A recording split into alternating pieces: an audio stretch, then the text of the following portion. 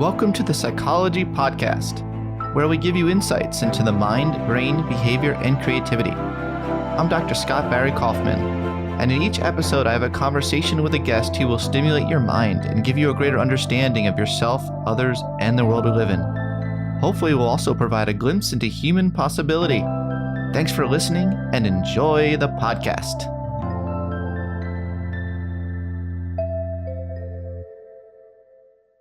I have a few announcements I'd like to make before we dive into today's episode.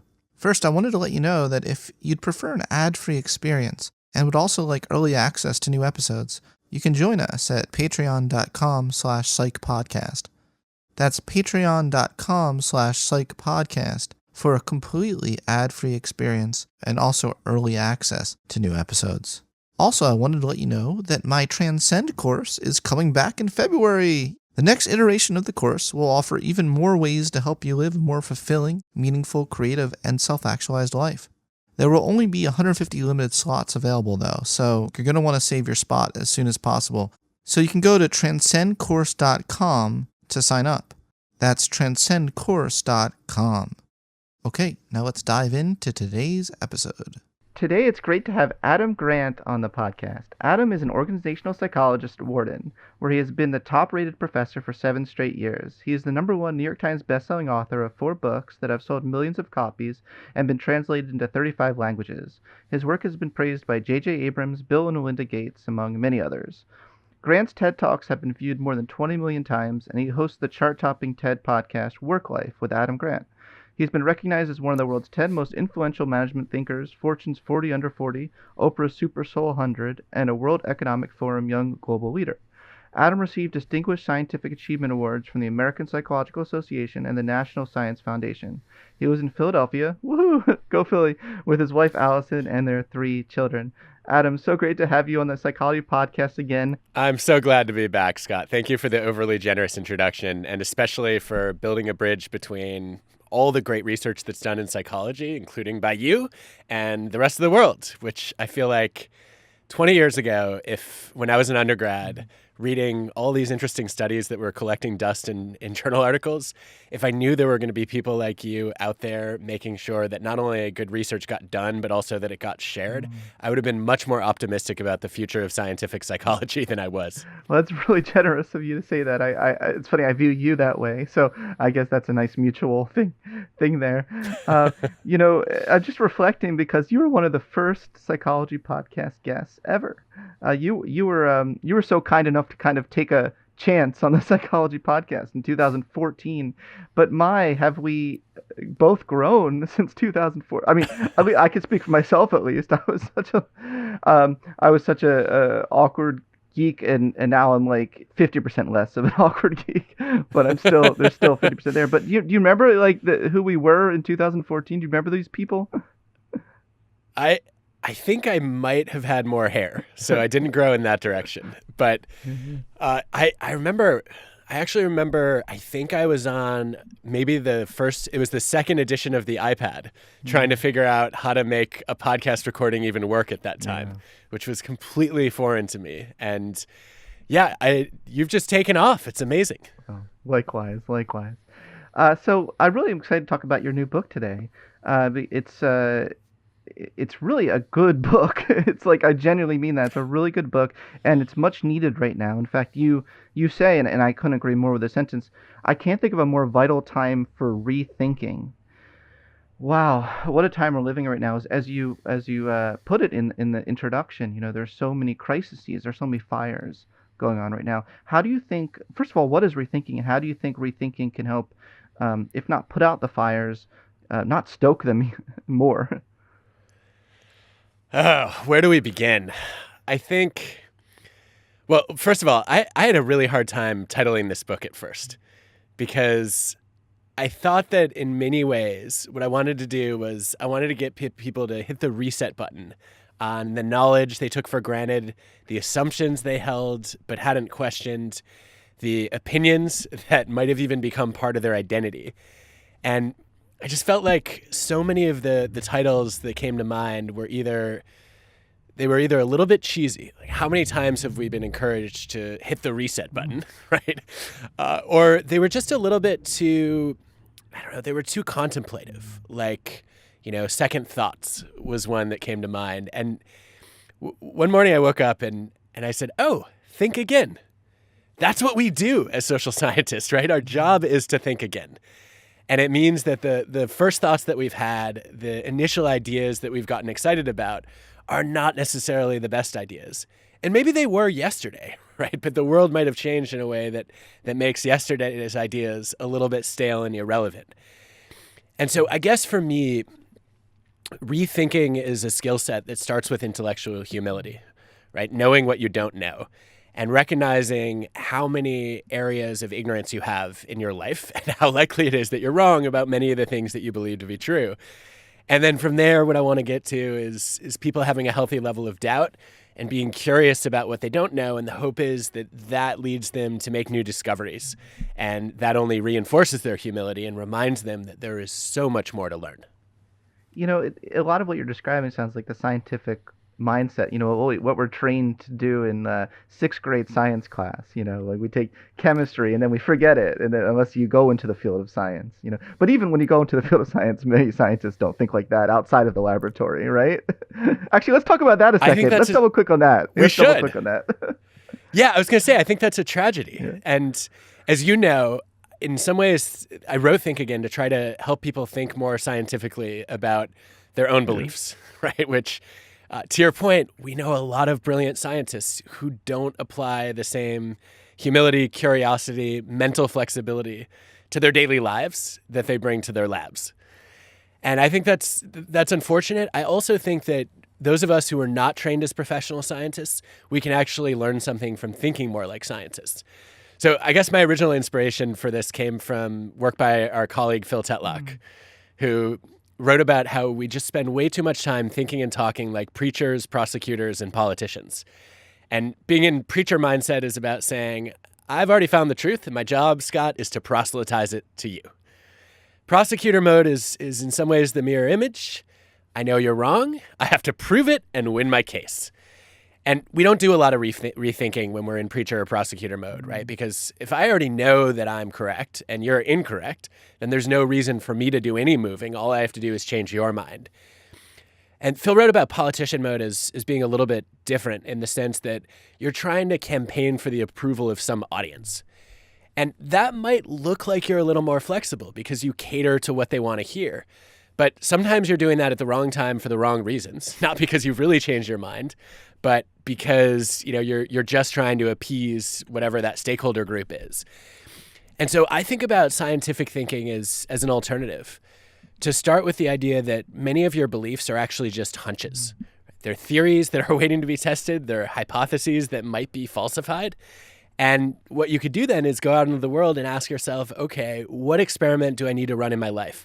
What data or observations do I need to collect in order to figure out whether my hypotheses are true or false? And I think if people took that mindset a little bit more seriously, they'd be able to get out of confirmation bias, get out of desirability bias, and say, you know what, I should spend as much time looking for reasons why my opinions are false as I do kind of hanging out in my echo chamber or filter bubble looking to validate what I already believe. What do you make of all that? It's such a good point because, where we're trained as science, we're trained to actively disconfirm our hypothesis. I mean, if we know that what's left after we've, if we can make sure that we haven't discovered all these things that are disconfirming our quote brilliant idea, then we can have more confidence, at a P less than, whatever. But so that's the way we're taught, but that's not the way that anyone is acting in the world. Right. No. And I immediately got curious when I said, okay, what if we could all do a little bit less preaching, prosecuting, and politicking, and a little more scientific thinking? Could that work for non-scientists? Can we actually teach this frame of mind? And conveniently, there was actually an experiment with entrepreneurs where over 100 founders of Italian startups, they're all pre-revenue, are randomly assigned to either a control group or a scientific thinking group. They go through a few months of entrepreneurship training, and the training is identical, except for the fact that the scientific thinking group is told, you know what, your vision and strategy for your startup, that's just a theory. And what you should do is try to identify the hypotheses you have about how you're going to capture your market and then go and do customer interviews to flesh out exactly what those hypotheses are. And then when you do your little product launch, or you create a minimum viable product, or you test out your service, that's an experiment to find out whether your hypotheses were true or false. And you can immediately start to see the benefit of that. The data, I think, that were really striking in that the control group averaged less than $300 of revenue that year. The experimental group, just getting that scientist lens, averaged over $12,000 in revenue in that year, which is that's a whopping effect. Huge. And the main mechanism was just pivoting. That if you were taught to think like a scientist, as an entrepreneur, you were more than twice as likely to abandon your old strategy and say, you know what, that wasn't working. Let me find something that does. And I think that kind of flexibility is exactly at the heart of thinking like a scientist. Yeah, I'm listening to you talking now, and it just strikes me that a lot of your work is talking about characteristics that like maybe in the past before you came along, like they sound nice, but they're not. Why are they relevant, in the workplace? Like be kind. Yeah, okay. My mother told me that when I was 10 years old. Or like have humility, have intellectual humility. Okay, yeah. But that person's an asshole. But I feel like you're actually coming along and you're saying, well, look, these characteristics, like basically you're saying, think again about kindness. Think again about thinking again. Is this, right? This seems to be a kind of a common theme or a thread that weaves across. Have you thought about it that way? I didn't see it at all until I'm trying to remember. I think it was 2016. A reporter had interviewed me about some of my research, and afterwards she said, you're just a giant Trojan horse. I'm sorry, tell me more. I've never been called that before. I don't know. Go on. Yeah, exactly. Like, I would really like to know what you think I'm smuggling into, into some forbidden gates. And she said, well, what you're constantly doing in your work is you're motivating the things that you study by their ability to drive success and excellence. But the payoff is actually a better you. And so the initial hook is, well, here's how you can become, here's how you can become more effective at whatever you do. But the path, I guess, that I keep studying there is a virtuous path, right? That at some level, I want you to be more generous, more curious, more humble. And I want to study how those virtues could actually go hand in hand with success.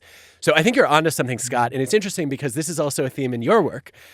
You've written just several now fascinating articles and brought some data together about bright side personality traits as opposed to the dark triad that we like to talk about in psychology. And you've also been highlighting how some of these lighter side traits can be associated with success.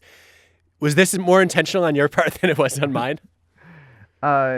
Well, I certainly can't say if it was more intentional in comparison to you, but I can say it was intentional on my part for sure. We felt, and I don't want to redirect the conversation to myself all of a sudden, but I'll just say at Penn, there were some amazing colleagues like David Yaden, Elizabeth Hyde, Eli Tsekanama, who's now at University of Hawaii. He worked with Angela Duckworth on the original GRIP paper. We all felt like just assholes got too much attention in the personality psychology literature. Do you know what I mean? Like when you look at a personality psychology, it's like, for instance, the journal Paid, Personality and Individual Differences. Every single article is dark triad in this, dark triad in this, mating, dark triad meeting, dark triad in the workplace, and I went exasperated to my friend David Yaden's office, and I said, "Is there anything that's interesting about someone who's not an asshole?" And so that was the question. That was the question motivating that personality psychology research. But I feel like there was probably a greater intentionality than you're giving yourself credit for in your own work about it, right? Because once you discovered like that, for instance, give and take, when you were doing that research and you discovered that, my gosh, like this is such a predictive variable that maybe I didn't even realize how predictive it was. You wanted to then, your motivation was to share that information in the world, right? And show them. Definitely. I definitely was interested in that specifically, right? So I came in thinking, okay, do you really have to be selfish to be successful? Isn't it possible that there There are ways to achieve your goals while being unselfish or even generous. I don't think I saw, though, the larger pattern, right? That idea of linking character and success was going to keep threading throughout my work. So I knew I was doing that with studying givers, takers, and matchers, and that part of it was deliberate. I didn't know that I was playing the same tune, though, when I went on to study other topics. And it either I was chasing it implicitly or it's been following me ever since. So fascinating. Okay, so I kind of want to I want to stay on this topic for a second, because like creativity is another one, right? That you did, and so the triumphant. I like these three. Compassion. I'm reframing giving as compassion. I hope you'll allow me that license for a moment. It's all yours. It's not we could get into the nuances of why that's probably not. No, they're near cousins, and they both belong to the pro-social family. Pro-sociality. So I think it's totally fair. We should say pro-sociality. Creativity and rethinking a new construct. I want to give you credit here for. I'm not just going to say something else like, an intellectual humility, because that's not quite the same thing. I mean, you've really come up with a new construct here, and that's what I want to talk to you a lot about today, and how that. Do you think so? I do. I actually think you came up with a new construct, and I wanted to talk to you about its correlations and linkages to like the Big Five and stuff, and I thought we could nerd about that today. But I really do think that it's not reducible to if I just said like epistemic humility. It's like no, that's not quite it. Or the intellect facet of openness to experience. No, not really. You look at those items. It's like I like philosophical discussions. You can like philosophical discussions and never rethink anything in your entire life, right? Like I mean, I feel like that's most of academia. People having rich, abstract converssations that confirm what they already believed. That's right. So these three things: rethinking, creativity, and pro-sociality. That gets us a nice start with the whole virtuous eudaimonia path of life, doesn't it? Creative actualization. Yeah, I think it does. So what's missing? I think integrity is probably missing. And that you just like, there's a lot of like cans like we're opening up, and it's like, wait, which can do I want to focus on? Because that's all the authenticity question's fascinating one, and yes. And I think that both me and you are kind of moving more in the direction of like it's really integrity. Like authenticity is really more about integrity, and that's how Eric Fromm thought of it.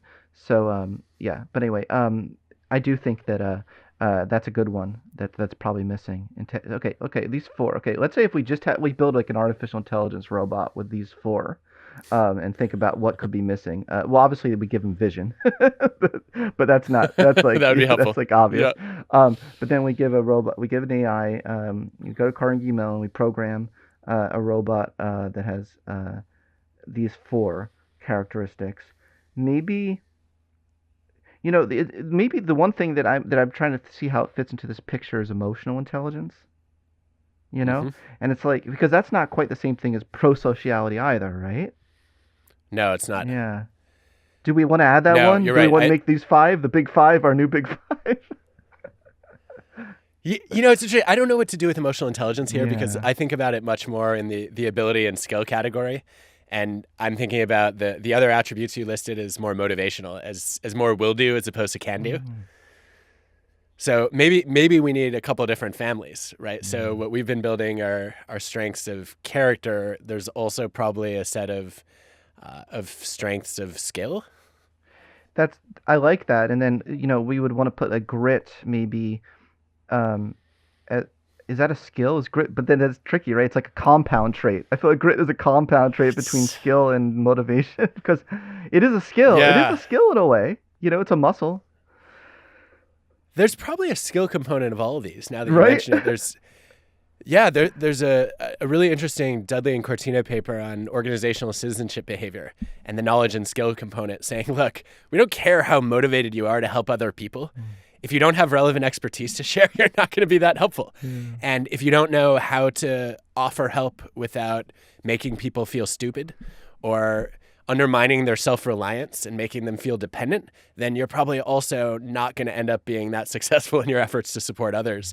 And we could probably do that analysis for each of these. There's a will component and a skill component. But maybe Angela Duckworth, who we've both spent a lot of time with, would say, okay, there's strengths of heart, mind and will.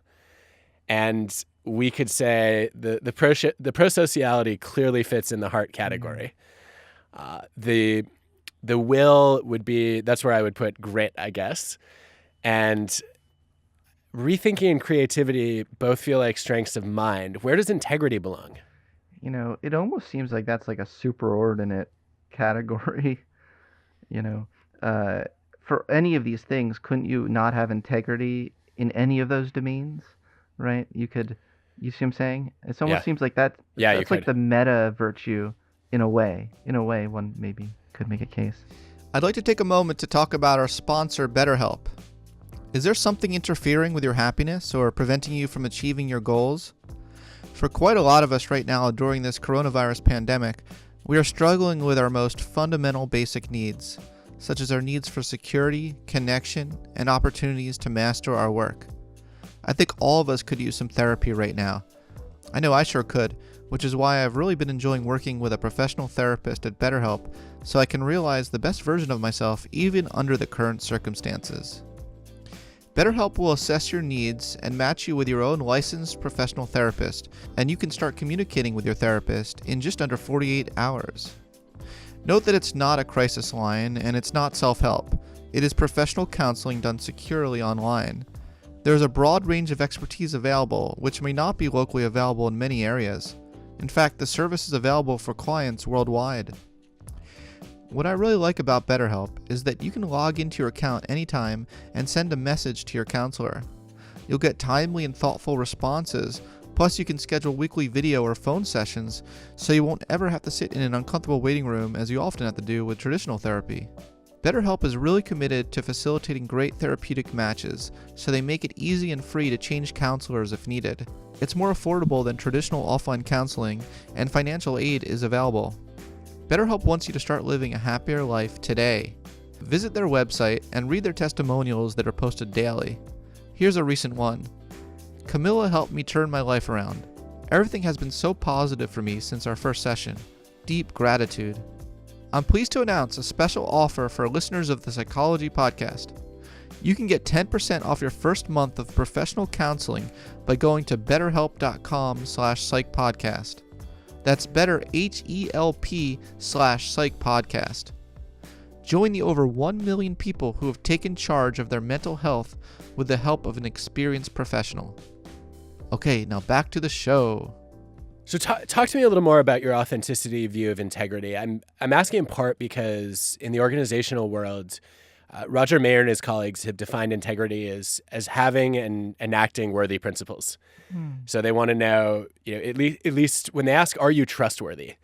The integrity dimension of that is, okay, do we believe that you have decent values, and then also that you're going to enact the values that you espouse? You're going to live by the principles that you're going to practice what you preach effectively. And I think your integrity stance is a little bit different through an authenticity lens. It is, and this is a good discussion. When I was constructing the self-actualization scale, trying to test to see which of Maslow's characteristics of self-actualizers actually could hold up psychometrically, my items in authenticity were adapted from the way he thought about authenticity and the way that Erich Fromm, the humanistic psychologist at that time, thought of authenticity, which was simply this: I stay true to my values, specifically under conditions in which they're threatened.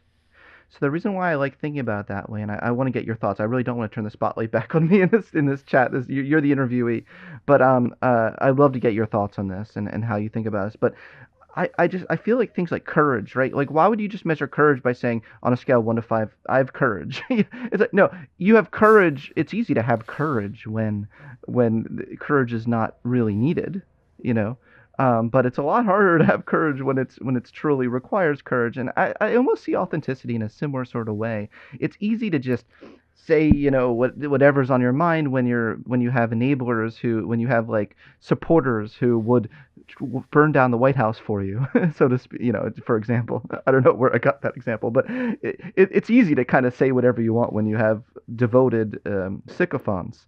But it seems to me like authenticity and integrity, the related construct there, is something that comes about when you can really have that strength of muscle to say, no, this is my value, and I'm going to stick to this value even though everyone wants me to not stick to it. I don't know. What are your thoughts on this? I think this is a great way to think about values and virtues more generally, because they're all easy to live when they're not being tested. Right? It's incredibly easy to be kind when you're in a good mood and when things are going your way. Right? It's very easy to be creative when you have access to lots of ideas and a lot of support around you. I think it would be interesting to actually think about studying and measuring values through this lens and say, okay, the real test of whether you live by a value as opposed to just claiming it is whether you stick by it when the deck is stacked against you. Yeah, I really, really like that. I wish the field moved more in that direction, because the field I'm talking about, positive psychology, because I feel like a lot of these constructs are just acontextual, right? They're like, you take a questionnaire, like the VIA survey, these are your top character strengths, but it's like they're acontextual, right? It's like there's something that's not deeply satisfying about that. Yeah, I want to measure whether you're a giver or a taker by how you treat someone on your worst day as opposed to your best. I love that. Or how do you treat a subordinate? Like for instance, narcissists are huge givers when it comes to people that they know they can get something out of, right? So if you just look at that context, right, they're Yes. such a giver. But then how do a lot of these people treat, like we found light triad, dark triad, one of the biggest things differentiating light triad versus dark triad was how you treat do you treat all individuals with dignity and respect, or do you only, and the dark triad individuals who scored, those who scored high on the dark triad, I should say, because we all have a little bit of it within us, right? Where they were very much like, I treat people with dignity and respect who are powerful. I treat people with powerful people with dignity and respect. It's like, does that really make you a great human being overall as a whole person? Not last time I checked. It reminds me of the Roos Vonk paper on the slime effect, where people were essentially kissing up and kicking down. They were extremely likable and flattering towards superiors, but then not so kind and respectful towards subordinates. And it almost sounds like it reminds me a little bit of the classic Adorno work on the F scale of authoritarianism, where if you acted submissive with superiors and dominant with subordinates, that was a marker of being an authoritarian. And I wonder if that's part of what you're capturing that differentiates dark and light triad tendencies. It could be. It could be, and I definitely think about that more. But I want to return to rethinking your really cool new construct, because it's really worthy of airing here and getting some air. So I took your test, and you have a think again quiz, and my score was 50% scientist, 30% politician, 10% prosecutor, and 10% preacher. And I got 0% in the other category. Is it possible to get something in the other category? Yeah, first of all, I haven't done systematic validation work on these items. I adapted them from some items in a few relevant literatures and then wrote a bunch of new ones myself. But it's really just designed as a fun way for people to reflect on their own styles and when they might be more likely to slip into preaching or prosecuting or politicking versus science. But yeah, there are some red herring items in there. Like if you said that you wanted avocado toast, I didn't have a category for that. So I was on the fence about that one, but decided I chose the other option. Be curious about what I don't know.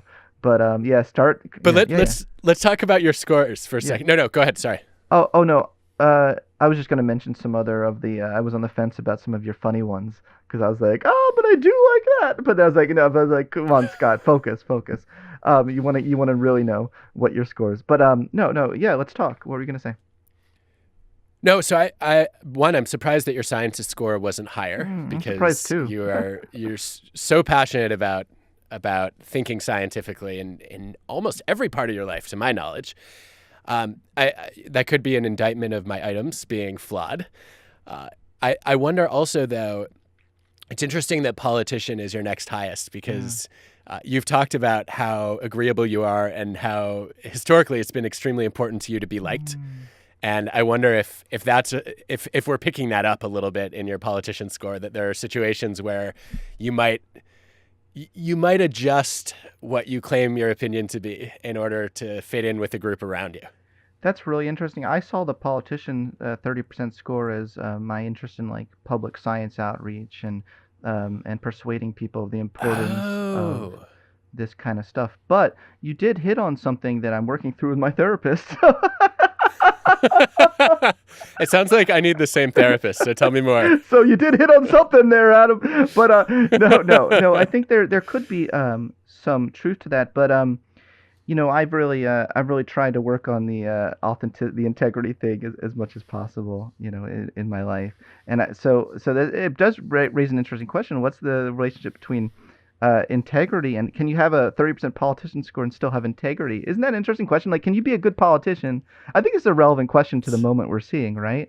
Like, can you be like I get the sense, and I was talking to some senator. I was in this like inaugural virtual ball last night with like senators, and like and actors, and so it was the strangest thing. But anyway, and they were talking and they were saying how like they're like, well, we've known Joe Biden for years and years, and regardless of the politics, we disagree. There were some Republicans, I think there might have been some Republicans. Regardless of the politics, he's a man of integrity. He's a man. He's a really kind, caring, like authentically. Yet at the same time, in order to do the work he has to do right now to unite America, he has to at least be 30% in your test, right? So do you see what I'm saying? Like, how can you balance those two things? Yeah. Yeah, it is a very timely question. I'm not sure if I have a simple answer to it, but I think one of the things I've been thinking about lately on this dimension is it's almost impossible to be true to all the parts of your character at the same time, right? Because we're so complex and multidimensional. And I wonder if part of what it means to be a politician who acts with integrity is being true to your core values while being false to your personality from time to time. Wow. So I look at Joe Biden's an interesting example. I don't know his big five personality traits. I do know that he overcame a stutter and that he's described, whether it was because of the stutter or just a compounding factor for the stutter, being very shy at first, right? And he's had to overcome that. I assume in service of his values of both advancing his own political career and also trying to promote the common good the way that he sees it as a politician. And I think there's some clear integrity in doing that. You could say he's being very authentic to some values that are important to him. There are probably moments where he feels extremely inauthentic. Right? I can't imagine that every single time he gets on stage, he thinks, yes, this is me. This is who I was born to be. The same way that a George W. Bush or a Bill Clinton probably did. I love this discrepancy between integrity sometimes and like choosing the integrity option over the biological personality disposition option. I really like what you're saying, and it's cool because it's you don't hear about people talking about that discrepancy. I think we had like lunch one time and you made some comment like, I'm temperamentally an introvert, but do you remember that? I think you said, am I allowed to say this on air? Yeah, yeah, of course. That struck me, it strikes me right now as relevant to the conversation. How sometimes you probably feel like, even though biologically you don't feel like you really want to go out there on that stage or go to the networking meeting, you're reacting physically, you're breaking out in sweat. Like at least I know that's how I feel when they say, Scott, you want to go to a like a networking event. I almost said a breakdancing event. Which, I don't know why I almost said that. I might actually like that better, and that's not an endorsement of me ever breakdancing. Hilarious. Right? It's just, I'm like, networking event? I'm sorry. I have a great network. It's Ethernet. It's wired in my house. I'm good. Thank you. No thanks. Yeah. But you still do it. Yeah, you still act anyway. And that's the point here. Yeah. I mean, that gets to the heart for me of, I didn't choose my personality. Right?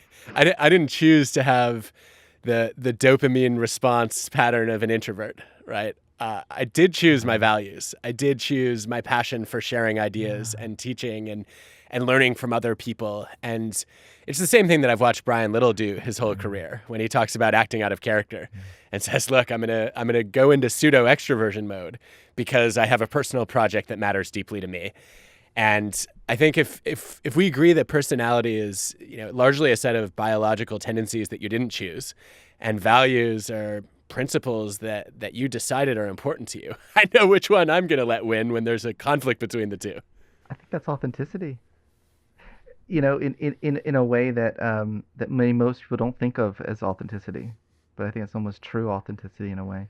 I guess that's the question: is in authenticity, who are you being authentic to? What part of yourself? Yes, I think what's interesting about that, and I didn't see this until you just brought it up, is it passes your difficulty test. Because the easy road would be to say, you know what, I'm an introvert. I'm not going to put myself in situations that require me to act extroverted. And yet I'm choosing those situations anyway because I have a goal and a set of values that I care about. And that makes me think that feels more like integrity than just saying, I don't feel like networking. I'm not going to network. Right. So you say like a little knowledge can be a dangerous thing. Now, how can a little knowledge be a dangerous thing? Well, I think this goes to one of the wrinkles in the Dunning-Kruger effect, which I think anybody who has a passing interest in psychology is just endlessly interested in, right? It's the finding well. It's the classic pattern is the people who have the least knowledge or skill in a domain are the most likely to overestimate their expertise in that domain. So the people with the poorest grammar and the lowest emotional intelligence are the most likely to be overconfident about exactly how brilliant their writing is and how emotionally skilled they are. And I think when I first learned about Dunning-Kruger, this is just over 2 decades ago now. So half my life ago, when I learned about Dunning-Kruger, I thought it meant that complete beginners were the most overconfident. But that's not the pattern in the data. If you know literally nothing about an area, then it's pretty easy to see that. What David Dunning has shown in some of his studies is that when you start to gain a little bit of knowledge, your confidence climbs faster than your competence. And it's almost like you confuse the rate of learning that you have with the level of expertise that you have. And they've done some, Dunning and Sanchez, I love this paper. They did this experiment where people are in a simulated zombie apocalypse and they have to be doctors basically to rescue or treat and cure humans who have been, I guess, bitten by zombies. And at first there's, nobody knows what they're doing and nobody's confident. And then they start to get a little bit better. And all of a sudden, they think they're extremely good. And you see this widening gap between their skill, which is going up a little, and their confidence, which is going up a lot. And I think that's why a little knowledge can be a dangerous thing, is once you know something, you can start to believe because you know more than you used to and because you know more than some other people do, you can start to convince yourself that you're actually pretty darn informed on this topic. What about, this idea of overconfidence? Can you know too much? Because so much of your research looks at inverted U-shaped curves. This is like your thing. Does this apply to the same thing with knowledge? Yeah, Eric Dane wrote a great paper about this on what he called cognitive entrenchment. And he showed that when it comes to, at least when it comes to a bunch of different domains, I don't know, he argued that this is a general phenomenon. I'm excited to see more research on this, but the basic argument was that if you are extremely knowledgeable or experienced in a domain, that you fall into this trap of cognitive entrenchment where you start to take for granted assumptions that need to be questioned, and you become a fish that doesn't even know it's in water. And the data on this are kind of cool. So some of the studies that he cites speak to, so one would be expert bridge players. If you change the rules a little bit, they actually play worse than novices because they have such a hard time unlearning the strategies that have always worked for them. And highly skilled accountants, if you change tax laws, are actually slower to adapt than really inexperienced accountants who are learning these tax laws for the first time. And so it does make me think that there's a risk of rigidity when you develop a lot of expertise and you're deeply immersed in a set of assumptions or approaches to a field. And I wonder if this is one of the reasons that whether you're an entrepreneur trying to disrupt or whether you're a scientist trying to bring in a revolutionary new theory, that we sometimes see big, bold ideas come from a slightly outside perspective as opposed to inside the field. I think that's so quite right, and that links to creativity as well. You see a lot of outsiders. Outsiders are really creative and innovative. Immigrants. You and well, sorry, go on. I just said immigrants in particular. I always found that research really interesting. They're very innovative. But what were you going to say? Fascinating. Yeah. No. I was going to say you and our brilliant colleague Reb Rebely have some research on this, right? About how having broad interests is actually associated with creativity.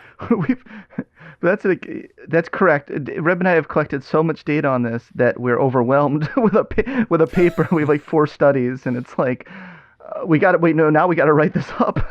But yeah, diversity of interests is that's right. Diversity of interests is a topic we've been really interested in for quite some time. So let's think about your. I don't want to lose sight of your construct and the uniqueness of your construct. Thinking again. So thinking again, that's still not quite the same thing as diversity of interest, but you could see how they'd be allied as well. They'd be they're cousins. But thinking again, I almost am thinking like if I was the cognitive scientist again, like that's my training was in cognitive science. Like I bet there's a relationship between like the updating component of working memory and have you thought about it at that level of granularity and thinking again and the ability to think again? Yeah. No, that's such an interesting way to think about it. Though you're right. You could. Like the end-back task. The end-back task. Yeah. You could measure people's either will or skill to think again by looking at how quickly they're able to discard old memories and accommodate new ones. That's what I'm thinking. Right? Which would be a really objective way of capturing that. You're right, the cognitive underpinnings of this orientation. But that's like the cognitive science trained nerd in me. That's like, oh, I bet we could. Like if I was still doing a dissertation, that's a dissertation topic. Like someone could do that dissertation. Yeah. Do you think that's different from actively open-minded thinking? Because that felt like the closest. What I wanted to do with Think Again was to capture a mindset that had a series of elements attached to it, right? And say, okay, there's the humility, there's the curiosity, there's the doubt, there's the updating, right? And this is a cycle that we go through that helps protect us against overconfidence. It seemed like actively open-minded thinking was the construct that got closest to at least what's at the center of that cycle. Do you see a difference between the two? I see it again. I can see it as allied. I see all of these Keystanovich kind of rationality skills as allied as well. And I'm trying to go through my head like my side bias. It's not quite the same thing, but it's related. I feel like you've added another thing to the table of the rationality Stanovich kind of like circle of things that are really important in order, because so many people have the my side bias right now, right? Like they really only interpret arguments in through the lens of their own side. But the idea of like constantly update, it's funny, this is really how nerdy I am, Adam, because the closest construct I could think of to what you're talking about was the end-back task. No, that's really nerdy. But the point is there's something about your construct that is really about an updating component that is missing from all these other more static constructs, right? So even, rationality, it's like you measure it at one moment in time. You say, oh, well, that person has the my side bias, or that person suffers from, or that person's an active open-minded thinker. But I think what you're capturing, what I like about it, and I want to highlight this, is that there's a dynamic aspect to what you're proposing that is missing in the psychological literature, because these things aren't studied in that kind of micro moment, kind of over time perspective. And what you're taking a more over time perspective, I think, is, at least that's my interpretation. Yeah, that's interesting. I think I like that line of reasoning, and it seems like it's a little bit what Phil Tetlock and his colleagues were doing when they studied perpetual beta in super forecasting. and said, look, the greatest forecasters when it comes to predicting world events revise their forecasts more often than forecasters who struggle. And so there is an updating component of that, but they study that in a very specific domain, which is, okay, is Donald Trump going to be convicted by the Senate or not, right? And then you make a prediction, and then tomorrow, how likely are you to either change your prediction or adjust your confidence interval around your prediction? And I want to know something much more basic, which is whatever you learned today or whatever you thought to be true yesterday, how willing are you to let go of that and reconsider it tomorrow? Yeah, it's that letting go part that's like a letting go of a cognitive representation, letting go of something that maybe is in our semantic tree, but we're like, you know what, I'm just going to ignore it as part of my semantic tree right now. So yeah, there's something there that is, you're really hitting on something important in the world today. And I want to link it to disagreeableness for a second, as you talk about in your book, because as you mentioned, I have been, and I would put it, I've been plagued by my agreeableness my whole life. But Same. one of my New Year's resolutions was to dial down my agreeableness like 25%. I'd still be a nice guy, but 25% or so. And you, in your book, you advise. Actually, a couple things I thought were really interesting. One is that you talk about the benefits of disagreeableness and how it contributes to growth via what you call a challenge network or challenge networks. So that's my first question about disagreeableness. Can you tell me a little about how that connects to challenge networks? Yeah, so in organizational psychology, Eddie Jen and her colleagues have put this distinction on the map, which I found extremely useful. It's between task and relationship conflict. So when most people think about conflict, they're thinking about relationship conflict, which is the very emotional, very personal, I dislike you. I think you're a bad person. I can't stand working with you. And not surprisingly, that turns out to have all sorts of negative consequences for relationships, for teams, for performance. But task conflict is different. Task conflict is much more intellectual. We're disagreeing about ideas, as opposed to having some kind of personal animosity toward each other. And if you can have task conflict without it spilling over into relationship conflict, there's evidence that can build creativity in teams. It can boost decision-making quality in groups. It can enhance team effectiveness because you're less likely to fall into a pattern of groupthink. And there's some evidence that agreeable people are so afraid of relationship conflict that they steer away from task conflict.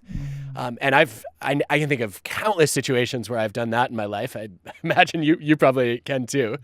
And disagreeable people are a little bit more fearless, right? They're happy to embrace the uphill battle. They're energized by the tension. And so they're much more likely then to say, look, you know what? I really disagree with you. And, the risk is that they don't pull their punches and it does become relationship conflict. The benefit is they're surfacing the issues that lead to task conflict. And so I guess to answer your question directly, I think that what I've noticed as I've analyzed this, at least in my life, is agreeable people have consistently been my best support network. They're the people who believe in me, who encourage me, who go to bat for me, who are my cheerleaders when I'm feeling like I'm not able to do something. But the disagreeable people, especially the generous ones, have been really a challenge network for me. They've torn apart my work. They've criticized my ideas because they really want to help improve them. And they've held me accountable to the highest standards. And so one of the things I did while I was writing Think Again was I identified the core people who had played a big role in my life as my challenge network, and I told them. And I actually, Reb was one of those people who's always, I don't think of him as a disagreeable person per se, but he's honest. His feedback has always been, he's very honest. He's intellectually honest. And he's always given me the harsh feedback. Let me say that differently. He's always given me the tough love that I need. And so one of the things I wanted to make sure he knew was, like, sometimes I haven't taken the feedback well. Sometimes I've been too dismissive of it, but I desperately need it and I really value it. And I consider you a core member of my challenge network, so bring it on. And I've noticed that since I've had those conversations, I get more constructive feedback because I think people have started to realize, oh, well, not only are they not going to hurt my feelings, but not only are they not going to hurt my feelings by criticizing me, they're going to hurt my feelings if they don't criticize me, right? That holding back whatever feedback they have is actually hurting me. And so I think we all need a challenge network. I'm curious, Scott, have you had a similar experience? Do you also have a challenge network? Have you formalized it at all, or is this too geeky? Oh, it's definitely not too geeky. I have formalized it, but I've become really sensitive to another level here, which is I almost think we can have a 4x4 matrix of good faith versus bad faith, and disagreeable and agreeableness on the other axis. So we can have good faith or not good or bad faith agreeable people, and a bad faith agreeable person would be someone who's like sneaky. You know these people who are like they're nice and flattering, but they're not. Yes. They're Those are the agreeable takers for me, the fakers. Yeah, the fakers. Good. So you see the 4x4 matrix I'm thinking of, but so what I become really sensitive to, I become sensitive to the bad faith on both the agreeable end and the disagreeable end. And I do try to assemble my network, good faith, agreeable and disagreeable people, a nice mix. Because if I have too much good faith disagreeable in my soul, I feel like feel it's insecure, like I'm a loser. But you guys are right. Like I'm like you're right. Like and but can someone just say something nice about me? But then good faith agreeable people, like your mom. Like my mom's good faith she could be disagreeable sometimes. But God bless her. But do you know what I mean? The people who are anyway. Yes. So anyway, I just wanted to add that additional layer there because I do try to assemble a good 50-50 mix of good faith agreeable and good faith disagreeable people. Well, this is one of the reasons that I've been so both, I would say, intrigued and also excited by the development that Diebels and Leary and colleagues on selfishness as the possible sixth factor of personality. Yes. What do you think about that? I love it because, as you know, I've long been frustrated by the fact that altruism and helpfulness and even compassion have been lumped under agreeableness, when I think at least the heart of agreeableness, as I've understood it across cultures, is really much more about harmony and cooperativeness, about getting along. And to the way that you captured it is really nice, that there are some agreeable people who are in bad faith, right? They might be deceitful or selfish or, trying to flatter and charm. And there are some disagreeable people who are bringing lots of tough love. Mm-hmm. And so the idea that individual differences in selfishness might be a separate factor of personality from agreeableness and disagreeableness, I think helps to flesh out and support the matrix that you are building. I really like that, Adam, and then that allows for interactions between the two, which is what we're talking about. So I like that. Which is where we want to go. Yeah. I really like that. It's funny. It's funny that you don't want too many of the disagreeable people in your life, because maybe this is a way that our styles of agreeableness differ. So my biggest vice when it comes to preacher, prosecutor, politician is going into prosecutor mode. I can think of an embarrassing number of times where I was convinced that somebody was wrong, and I felt like it was my opportunity to educate them and my responsibility to let them know that actually the thing they believe is true is definitely false, and here's all the evidence for it. And strangely, that never goes well. No. But one of the things I enjoy about having disagreeable people in my life is they kind of naturally go into prosecutor mode quite a bit. And I feel like I have degrees of freedom to do that with them without worrying that it's going to cause relationship conflict. And so they become an outlet for that. I hear you. It's almost like they empower you to be your full self, which is so you feel free to express that. I could definitely see that. I mean, I just like a balance, like a balance in my life. I really do. I do like agreeable people. I find they're a lot of fun, on picnics, but maybe not so much fun when you want them to read your book and give you advice. It depends on the context. So true. I don't want to go on a nice, stroll on the beach with a disagreeable person, right? Well, it depends on the topic of conversation. That's true. But to your point, I remember in grad school, I was working on, I guess it was my first major paper, and I sent it to a group of faculty and asked if they might be kind enough to read it and give me some constructive criticism. And I got amazing comments from all of them, except for one who was very into positive psychology. and wrote me a page-long list of all the strengths of the paper.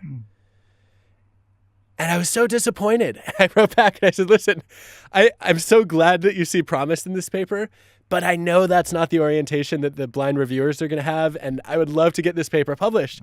Can you help me identify some of the holes and the flaws that they're going to find in it? And the response I got back was, I think this work is important and interesting, and I see no flaws in it. I'm like, no, that's not positive psychology. Now you're just failing at critical thinking. I like this. This is a value that you have that I like. One of the values that you have that I like is, well, you just like honesty. Like it sounds to me just at its base. All you're really saying at its base, if you cut to it, is you just don't like bullshit. You don't like it's like, tell me what you really think. Yeah, I'd rather know. Yes. I'd rather tell me what sucks about my book. I want to know what sucks about my book. It's like this what you're saying. That's what you're saying. Did you want to respond to that? Yeah, I think that's true. I wonder if part of that is sort of it feels a little bit, I'm just thinking about the way you articulated it. It almost seems like an outgrowth of being a high self-monitor. That if I don't know where I stand with other people or what their thoughts are about my ideas and my work, that it's very hard to adapt and address what they have to say. But maybe more importantly, it's also really hard to learn and make my work better, which is why I got into this field in the first place. So yeah, I want people to be honest. And I also don't want them to think that I have such a fragile ego that they can't tell me the truth. That seems like a great way to stagnate. I think that could be it for sure. And I don't know so much the high self-monitor thing as, even a more charitable interpretation that I'll give you more charitable interpretation of yourself than you just gave yourself, is that you really care about mastery. I mean, it's another way of framing the situation. Yeah. Even all the monitors, aside, is that you wanna get it right. That's exactly right. Yeah. You nailed it. That is mastery right there, Scott. Thanks. Well, we're two psychologists talking to each other, which has made for a very, very interesting conversation. So we've been agreeing a lot today. I've been trying to find a way of like cheekily inserting, we'll just have to agree to disagree to bring up this question, but I haven't found that moment yet. So I'm just going to flat out ask, why do you advise against agreeing to disagree? A lot of people do that, right? But it's like they really still want to punch each other in the face. They're like, well, we'll just agree to disagree, you fucking asshole. It's it just happened to me last week when I was in a debate with a friend of mine, and he said, all right, we're clearly not going to see eye to eye. Let's just agree to disagree.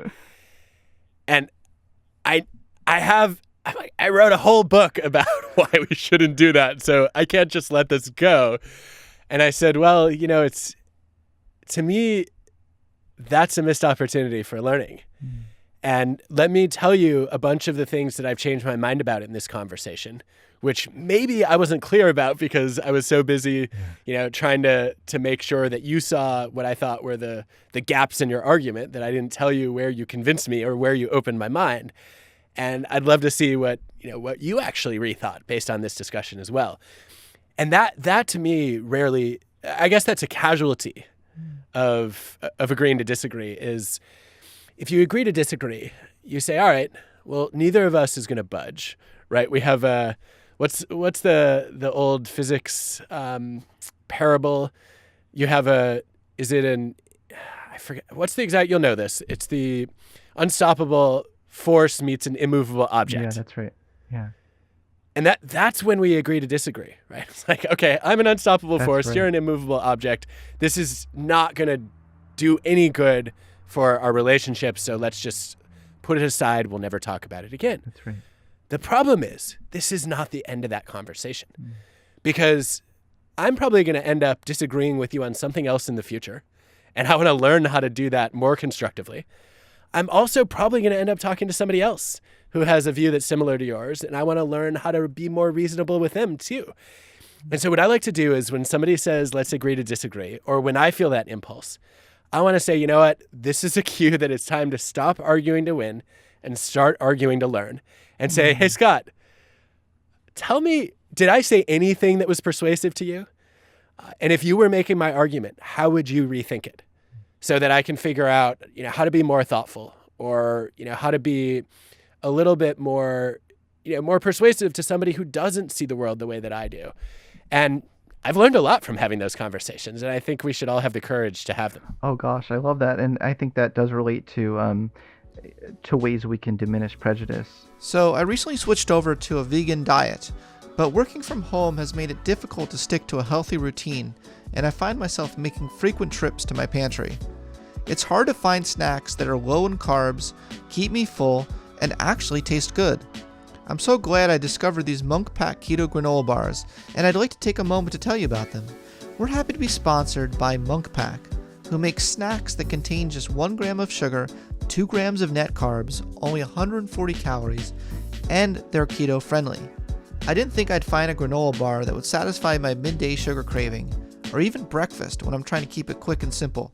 But Monk Pack Keto Granola Bars are so filling, have a soft and chewy texture, and come in several delicious flavors. My favorite flavors are maple pecan and pumpkin seed cinnamon almond, but you really can't go wrong. They're all so good, and they also happen to be gluten-free, grain-free, plant-based, and non-GMO, with no soy, trans fat, sugar alcohols, or artificial colors, which is perfect for anyone who is conscious of what they are eating.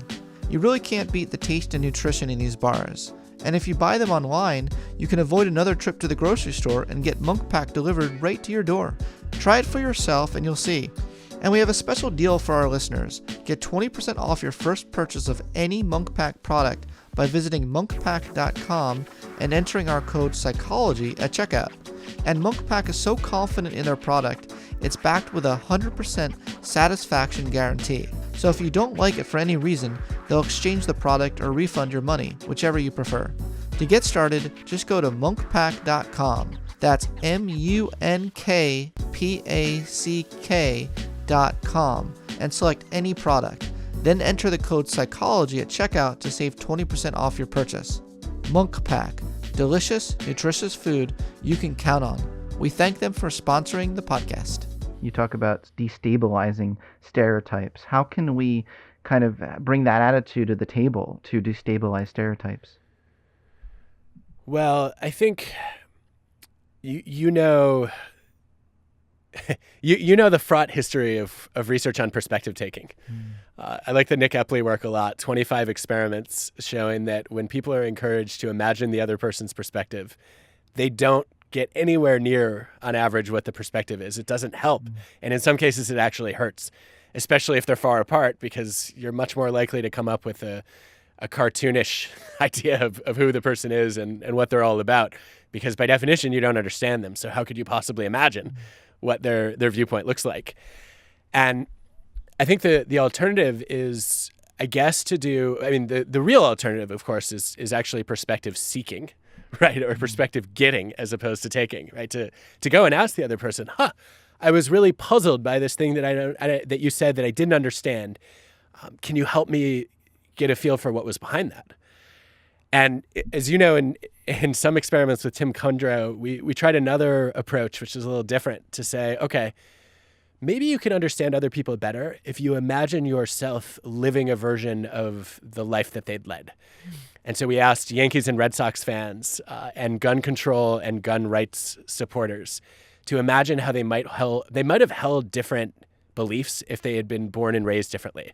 So the baseball version of this was easy. Hey, you know what? Yankees fan, what if you'd grown up in Boston? What team do you think you'd root for now? And all of a sudden, it's a little bit harder to essentialize those awful Red Sox fans to say that there's something in their nature that makes them root for the wrong team. Yeah. And you realize, okay, some of this is an accident of birth or circumstance. And this didn't make it into Think Again, but we just finished some experiments with people on opposite sides of the gun debate. And we said, look, if you're very big on gun control, what if you had grown up in a family that did a lot of hunting? Do you think you would hold a slightly different stance?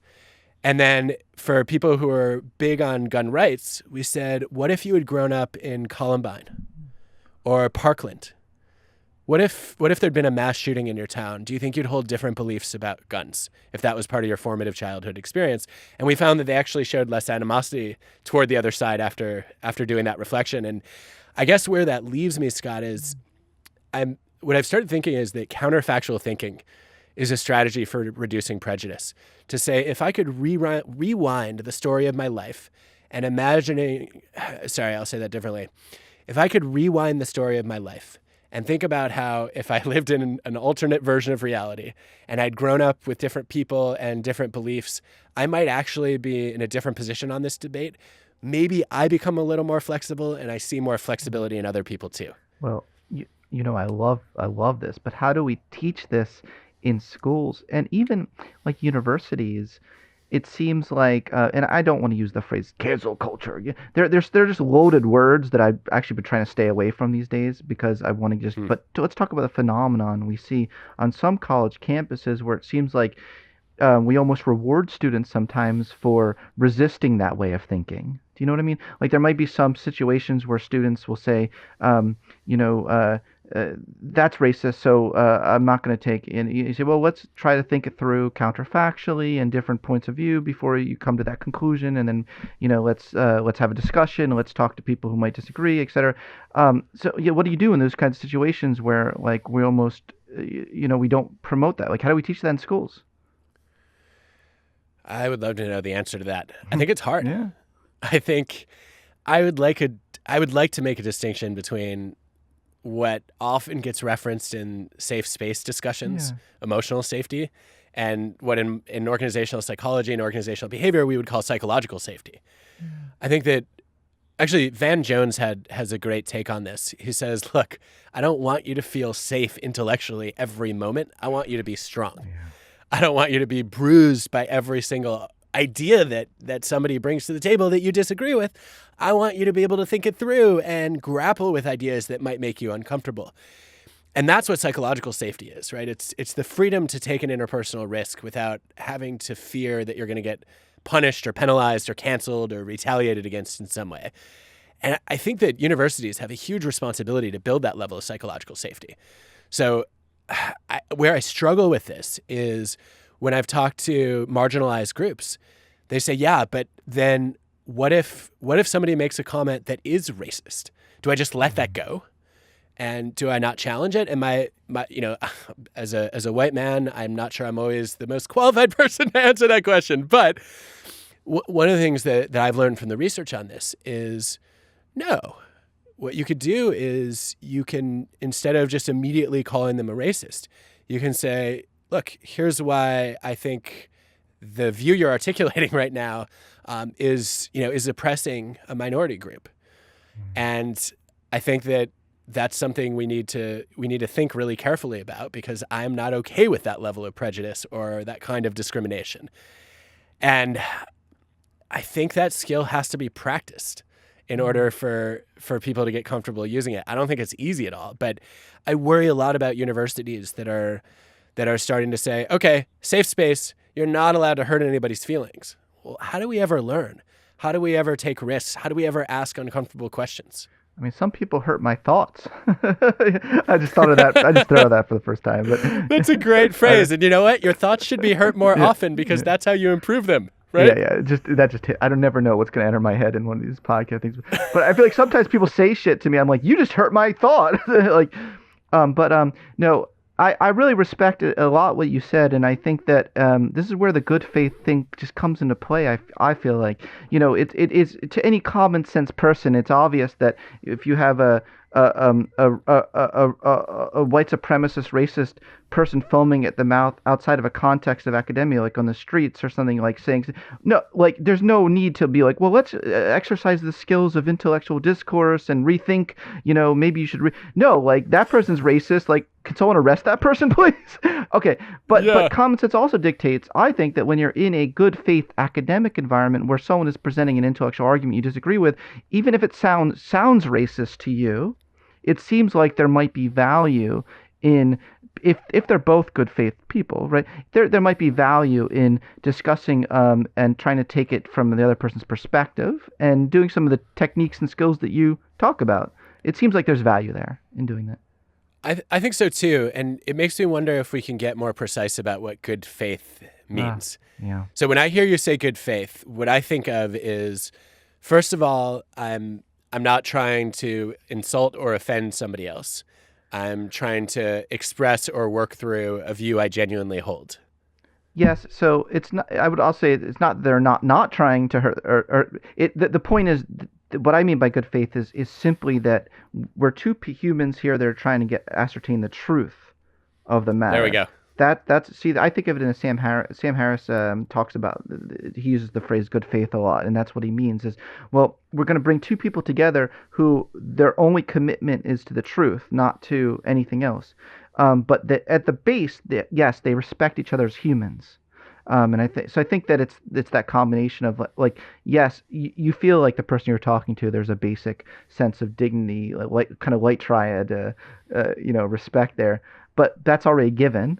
Yeah. So yeah, I guess it's what you're saying is how to build communities where everyone feels like they're psychologically safe, but also there's a shared commitment to the truth. Because I think sometimes you can have one without the other. I personally feel like, again, conversations with people where I don't feel comfortable talking to them because I don't feel like they're committed to the truth at all. I feel like they're committed to telling me their truth. Yes. There's a difference. Yes, their There's a truth difference. as opposed to the truth. Yeah. Huge difference between their truth and the truth. Yeah. And it's interesting. There's a 2x2 that I drew toward the end of Think Again, which was crossing psychological safety with accountability, which is something Amy Edmondson has done for years. And her argument, which I find compelling, is that if you have psychological safety without accountability, that you end up basically being complacent, where any ideas are welcome. And you're actually in an environment that's too permissive or too tolerant. You don't have quality standards.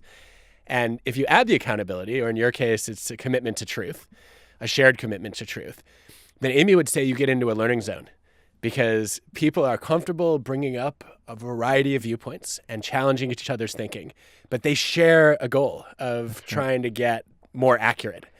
And I think that might be what we're looking for in schools, or at least in higher education, is to say we all have high standards when it comes to quality of evidence and argument.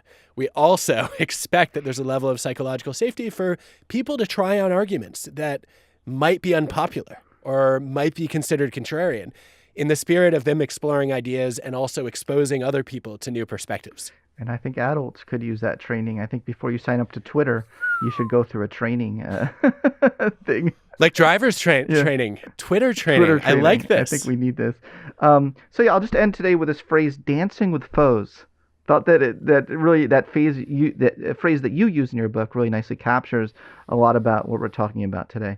But anyway, thank you so much, Adam, for the chat. I really truly enjoyed this. So As did I. Thanks for having me, Scott. And I do have to ask you before we wrap. In the spirit of Think Again, I'm asking everyone I talk to on this tour, what's something you think I should rethink? Oh boy, putting me on the spot on that one. Absolutely.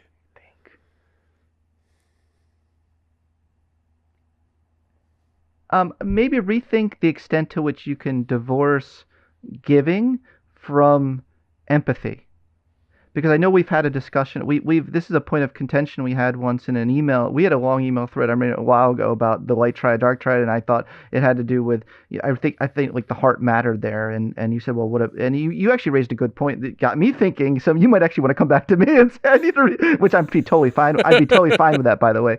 But you had made a point. Look at effective altruists. They don't necessarily feel everything they're doing, but I think that genuine giving really should have some sort of genuine. For it to be genuine, I don't now see. Okay, look, Adam. Now I'm rethinking me. This backfired. This is not what I intended. This backfired. This is definitely not what I intended. Well, we should double click on this for a second because I think it's interesting. It's actually the funny thing is, I guess the argument I was making to you was the product of my own rethinking, which is for a long time I thought empathy was essential for pro-social behavior, for giving, for generosity. And then I came across the effective altruism movement, which had a disproportionate number of, I think, people who were probably on the autism spectrum, who were trying to figure out the rational way to give as much money to charity as possible and say, I should not keep, it's irrational. Like, I actually talked to somebody in the effective altruistic movement who said something that really got me thinking, which was, he said, well, it's irrational for me to take $1 more than I need of salary every year because there are other people who have less. And they're like, it's not rational for me to care about myself more than any other human. I was like, well, I'm actually not sure if that's true because there's a difference between individual and collective rationality, but it's an interesting argument. And then I read Paul Bloom's work where he differentiated, care from empathic concern and said, look, you do not have to feel somebody else's feelings in order to have an interest in improving their well-being. And I started rethinking, okay, empathy is one path to pro-sociality. Maybe it's not the only path. So that was kind of the genesis of I guess how we landed in that email discussion. So where do you come down based on what you know? Yeah, now I'm rethinking everything I ever thought I knew about what I thought. But maybe you can distinguish. Maybe here's something. See, that I'm very wary of asking you to rethink something because my agreeableness is coming into play here because I almost feel like it's an insult because I don't want you to rethink, but think more broadly about giving because I think that it's valuable. Maybe you can distinguish between lowercase g and highercase g, but I don't think lowercase g is any less important. I guess we're both interested in giving, but I'm interested in like who are you by the way that you treat others every second of your life, like as a personality trait, not as a strategy to be successful. And I guess if my advice to you about rethinking, it would be to think more broadly about giving, even if it doesn't make you more successful, more money, or make you better in business. It puts a smile on someone's face, and that can actually be a bigger impact than you ever realized. You know what I'm saying? I agree with that strongly, and it's one of the reasons that I felt like I was getting into such hot water when I was writing Give and Take, and then it clicked when I was finishing chapter 1. Chapter 1. I wrote this line that I was like, I hope everyone at least makes it to this line where I said, if you do it to succeed, it probably won't work. To say, look, just because there are ways in which success can be a byproduct of generosity doesn't mean if that's your goal, you're going to become successful. And in fact, that undermines the very spirit of being the kind of person who enjoys helping others with no strings attached, which is a paradox. But I think you've hit on a distinction that's important and that deserves some research, which is, I think that when I was thinking about effective altruism and you were talking about how you treat other people, you're talking about what I might think about as interpersonal or relational giving. It's like giving of your being. I'm thinking about, it's like giving of your being. Yeah. Yes, versus much more of the, I don't know, make a difference. Right. What's my impact question? Yes. And in the Schwartz values framework, I think benevolence and universalism roughly map onto those two categories.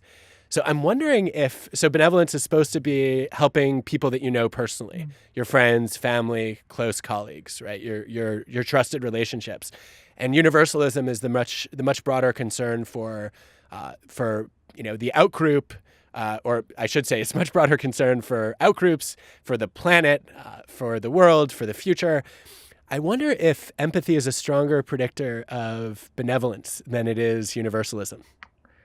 Well, I can look at my data. I have a data set on that. I'll look at some point and get back to you. Bring it on. But I think that I'd love to see that because I'm going to look it up. I'll look it up and let me know what you find because I'm now even rethinking that and thinking, well, one of the ways you see universalism play out sometimes is concern for animals, which I think is heavily governed by empathy, and so maybe it's not as simple as it sounds, but I think there's something interesting there in at least the basic idea that feeling empathy for another person changes the way that you treat people. But when it comes to your attempt to have impact at broader scope and scale, maybe empathy becomes less important. Look, there are a lot of really interesting distinctions here. You go even further and start to distinguish between universalism and universal love. Because I distinguish between tribal connection and universal love. In my book Transcend, I say that we don't distinguish enough between the two in the psychological literature. Actually, I also say we don't distinguish between belonging and intimacy as well. But just sticking to the one about universal love versus like tribal love. There's a paradox there that Paul Boom points out, which you're pointing out. You can have a lot of tribal love. In fact, having empathy for your political group actually is correlated with with political polarization. Yes. So there's something there about how empathy actually, the stronger empathy you have for your in-group, the more hate you have for your out-group. Yes, and that reminds me. I remember when I was reading Transcend, which, by the way, you made Maslow more interesting than Maslow made Maslow. Oh, well, I don't know about that. Which I thought was an impressive feat. It was one of my favorite parts of the book. Is you took a thinker that so many people have been influenced by and said, all right, I'm gonna elevate him, and I guess that's in the spirit of Transcend. But one of the things I was thinking about when you made that distinction was some writing that Todd Patinsky did a while back on saying, look, if you take positive psychology seriously, prejudice reduction is a pretty low bar. What we should actually be doing is trying to cultivate what I think he borrowed from Greek was allophilia, which was the love of the other or the love of the outsider. Yeah.